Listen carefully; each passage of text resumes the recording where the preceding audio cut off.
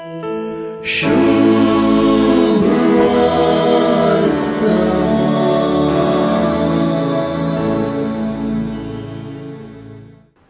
पारार उजवाडच्या आदींच फोंडा लागी आयलेल्या मगदलाचे मरयेन तिने सांगलेले ऐकून धावून आयलेल्या पेद्रून आणि जेजूक मोगासो जावणाच्या शिसान पळयल्लें कितें? समाधेच्या तोंडाक दवरलेली शिळा पाटी लोळयलेली पळयली, धरणीर पडलेली सणाची वस्त्रां देखली, जेजूच्या मस्तकाक रेवडायलोलो तुवालो वऱ्या विंगड दवरलोलो तांकां दिसलो. अशें ताका चोरून व्हरूंक ना म्हणून तांकां कचीत जालें. जुआंव सुवार्थेकारान जेजूचें पुनर्जीवनपण विवरिल्ली रीतच विशेष. भोव सादे रितीन जुआंव सुवार्थेकार जेजूच्या पुनर्जीवनपणाची गजाल विवरिता.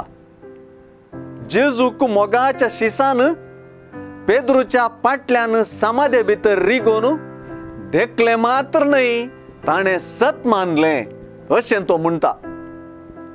तो मेल्ल्यांतलो परत्यान जीवन जावंक जाय आसलो ही पवित्र पुस्तकाची सांगणी तेदोळ पर्यंत तांकां समजली ना म्हणटा.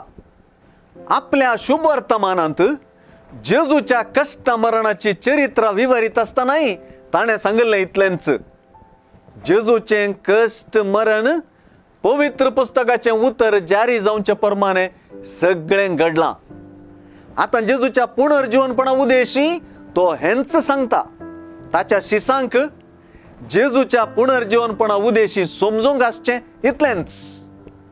तो मेल्ल्यांतलो परत्यान जीवन जावंक जाय म्हणली पवित्र पुस्तकान सांगून दिल्ली गजाल जारी जाल्ली तांकां समजूंक जाय. सुवार्थेकारान आपणाकच जेजूच्या मोगाचो म्हूण आपोवन घेतिल्ल्या शिसान आपणा विशींच दिल्ली साक्ष सुवार्थेच्या उद्देशाक आनी पुनर्जीवनपणाक जोडता. कित्याक ताणें देखलें आनी सत मानलें.